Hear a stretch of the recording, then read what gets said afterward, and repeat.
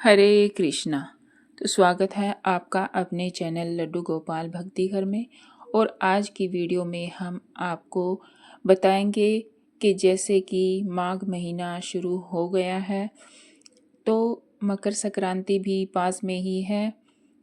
तो मकर संक्रांति पर हिंदू धर्म में हम एक नियम लेते हैं, कुछ भी नियम लेते हैं, जैसे गौ को पेड़ा दान करना, गाय को सहेली बनाना। ऐसे बहुत सारे नियम हैं जो हम मकर संक्रांति पर लेते हैं। तो आज मैं बात करूंगी कि गाय को सहेली कैसे बनाएं, उसका उद्यापन कैसे करें, साल भर का नियम कैसे लें। यही बात हम आज इस वीडियो में करने वाले हैं। और गाय को सहेली बनाने के संदर्भ में एक छोटी सी कथा भी है जो मैं आपको सुनाने जा रही हूँ। बहुत समय पहले की बात है। एक गांव में धर्मपरायण और श्रद्धालु स्त्री रहती थी।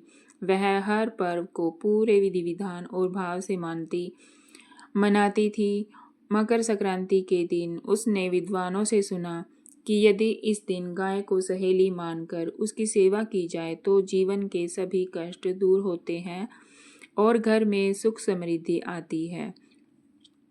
यह सुनकर उसने मकर संक्रांति के दिन स्नान कर संकल्प लिया कि वह एक वर्ष तक गाय को अपनी सहेली मानेगी।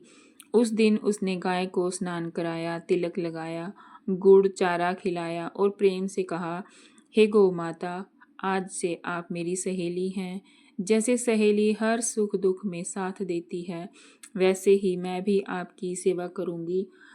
उस दिन से वह स्त्री प्रतिदिन गाय को भोजन देने लगी, उससे मन में बातें करने लगी, अपने मन की बातें करने लगी। जब दुख होता तो गाय के पास बैठकर रो लेती, जब सुख होता तो सबसे पहले उसी को भोग लगाती। तो धीरे धीरे उसके जीवन में अद्भुत परिवर्तन होने लगे। जैसे घर का क्लेश शांत रहने लगा, रुके हुए काम बनने लगे, मन को शांति मिलने लगी। उसे ऐसा लगने लगा कि मानो गाय सच में उसकी सहेली बन गई हो।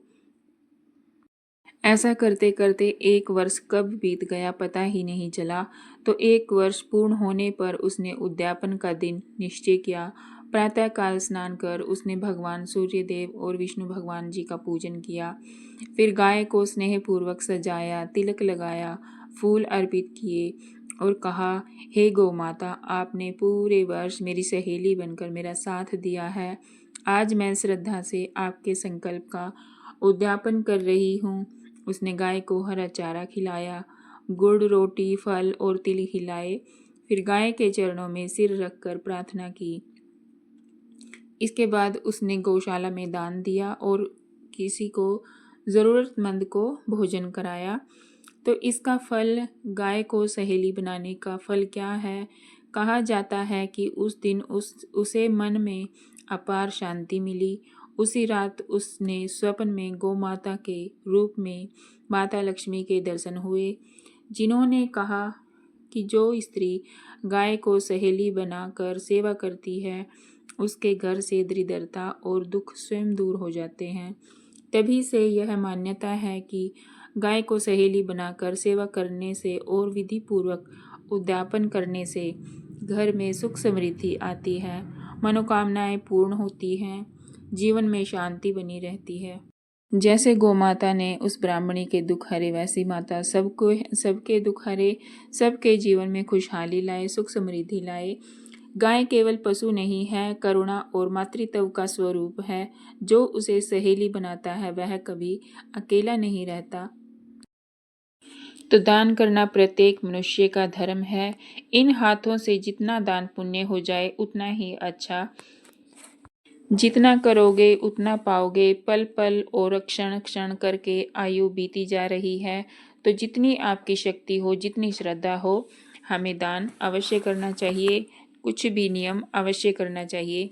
तो इसमें एक दोहा भी है, बहनों खा चल्या तो खो चल्या, दे चल्या तो ले चल्या, धरा डक्या रह जाएगा, खाली हाथों जाएगा।